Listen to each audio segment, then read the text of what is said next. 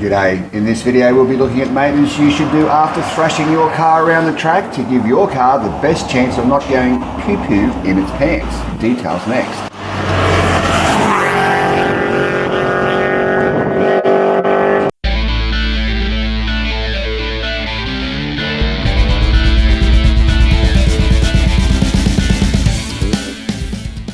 I'm Mark Louth from Black Dog Motorsport, and if you or someone you know has the black dog chasing them, there are some links in the description which you may find useful. In this video we will be looking at appropriate maintenance of the engine and its sub-assemblies following its use on the racetrack.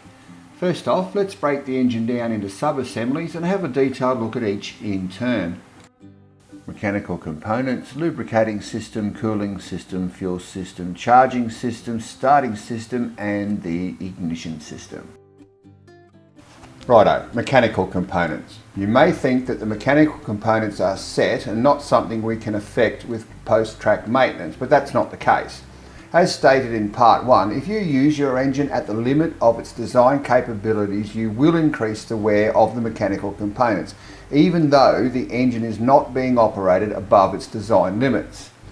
There are many components and adjustments that have a lifespan or servicing interval specified in the manufacturer's servicing schedule.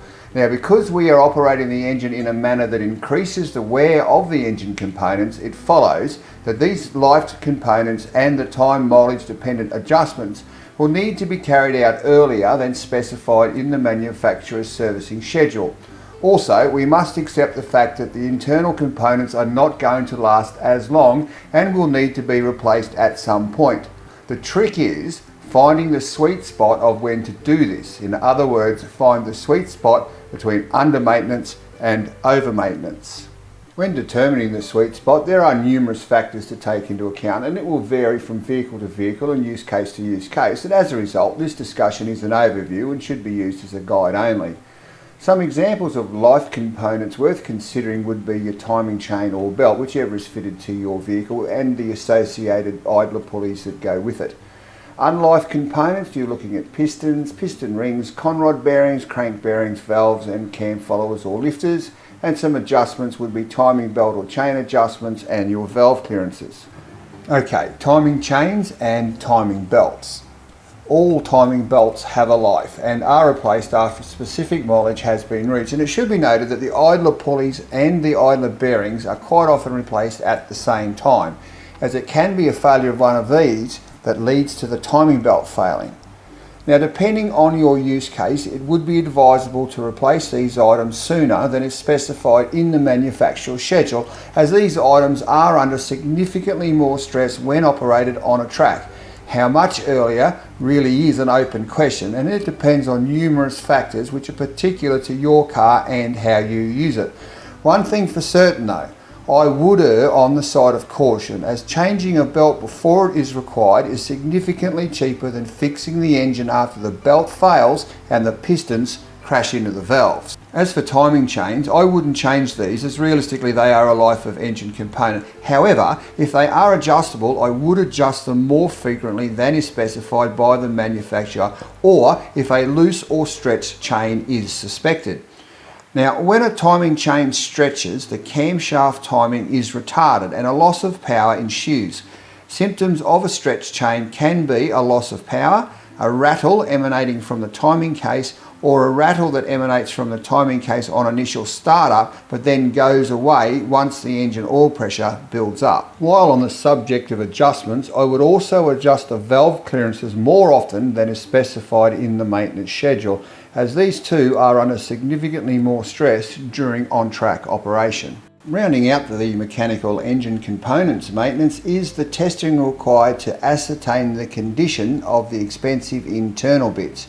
Periodically, I would carry out an engine oil pressure test and an engine compression test. A reduction in oil pressure indicates wear of the big end and crank bearings, indicating replacement is necessary, as failure to do so could lead to a starting issue. That's where the conrod comes flying out the side of the engine block and knocks the starter motor off. A reduction in compression pressure is indicative of piston and ball wear and/or wear of the piston rings, again requiring their replacement. And if you are at the point where engine compression is low and or engine oil pressure is low, I would rebuild the engine in its entirety. That includes doing the cylinder heads, regrinding the valves and changing the timing chain / belt, water pump and associated hoo-ha.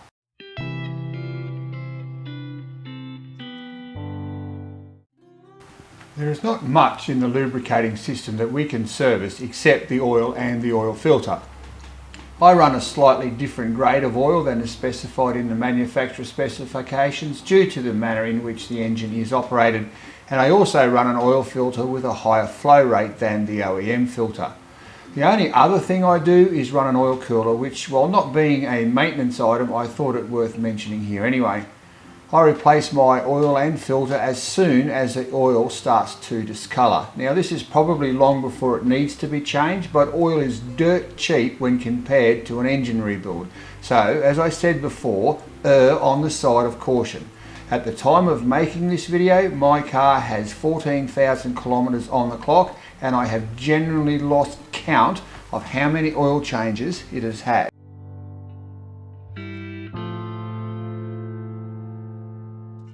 From a maintenance perspective, the only thing we can really do as far as the cooling system is concerned is to test the coolant condition, which I recommend doing frequently, and monitoring the condition of the water pump and the radiator core. Any abnormal increases in operating water temperature is usually a result of issues with one of these items.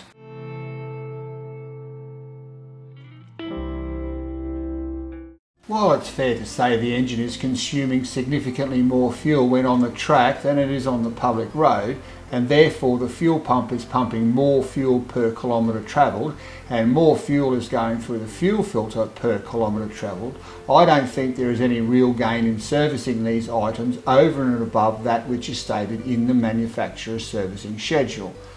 As for the fuel injectors, they are not really a servicing item. However, use on track will shorten their life in line with the rest of the engine due to the higher workload required.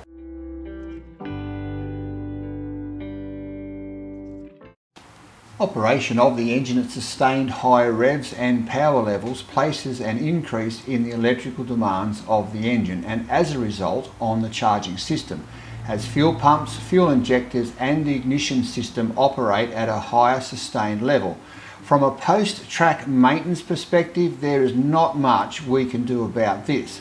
However, the alternator, idler pulleys and the associated belts will be operating at a higher sustained RPM as well and need to be checked at shorter intervals than specified by the manufacturer due to the increase in the loads applied to these components. And now when I say alternator, I am referring to the alternator bearings as opposed to the electrical components of the alternator.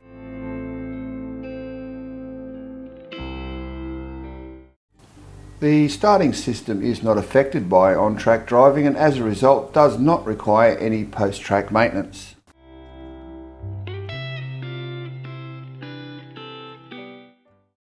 The ignition system will be firing considerably more often when the car is being driven on the track than it will when the vehicle is being driven on the road, reducing the lifespan of the components in line with the rest of the engine.